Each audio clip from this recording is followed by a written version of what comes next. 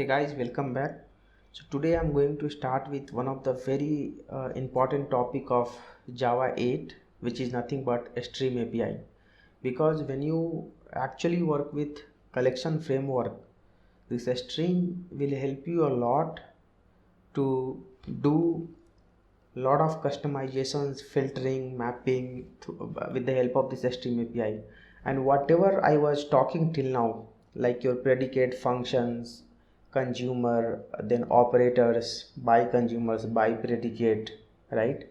So whatever I have taught till now, like how to write, everything we are going to use here, and now you will understand why I have covered those topics. So if you have any doubt, if you have not gone through my previous video, that some 13-14 videos, please first go through it. Like first you make sure that you are very good into the functional interface. If you are not good into the functional interface, do not start with the stream API, you will not understand. So my suggestion is first go through my all functional interface which I have covered, right? Because we are going to use all the functional interface in this stream API.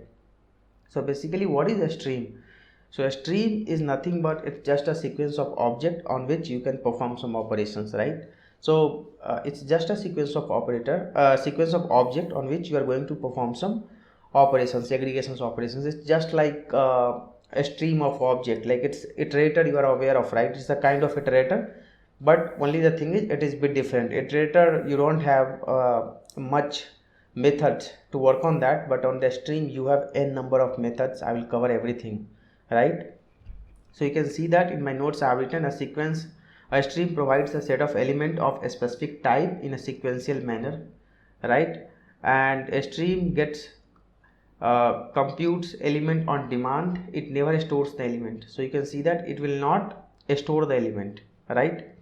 Now look at about the source. So it can take collection as an input, add as an input, right? As an input resource.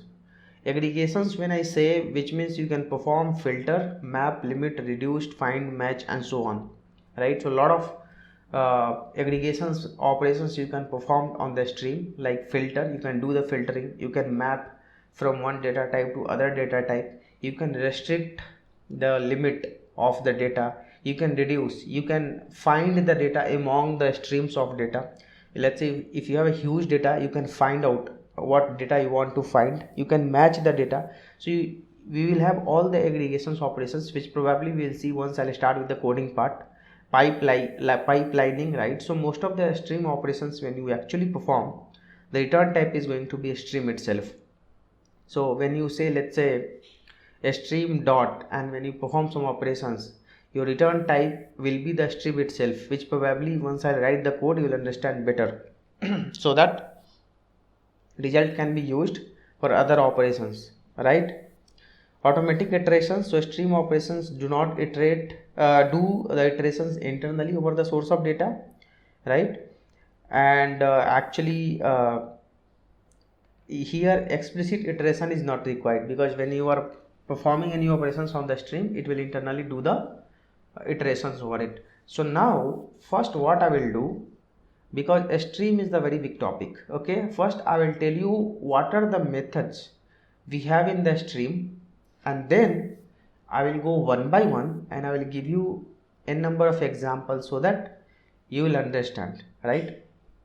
So quickly I will talk about the methods of a stream, right? So first let me show you, I have made all methods ready. So let me, if you go to the stream, so click on list.stream, I'll tell you like how this functions. Go inside the stream. So if you'll go, this is the interface, extends the base interface. So when you do control O, you can see that, see how many methods you have, guys. Filter, map, map to int, to long, to double, filter map. So you have a lot of methods here. You can see that you can go through each and every method. So you can go through each and every method, because each and every method, whatever I am talking about, like, you know, this all methods is very important, and all generally we use in the collection framework, right? So you have a lot of methods here, you can see that.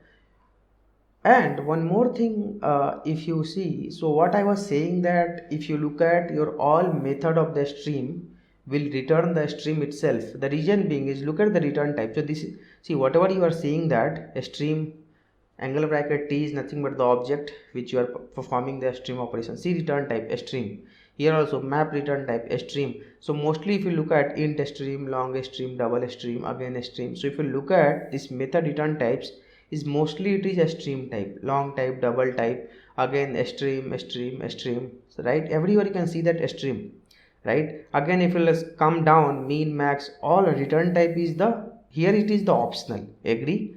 But again, if you go to the empty stream, of t of lot of t of multiple objects is a stream, iterator stream, right? Generate a stream. So that is the reason in the definitions I was talking about, the return type of most of the methods of the stream is the stream itself, so that you can perform other operations on that return type, right? So these are the method we are going to cover.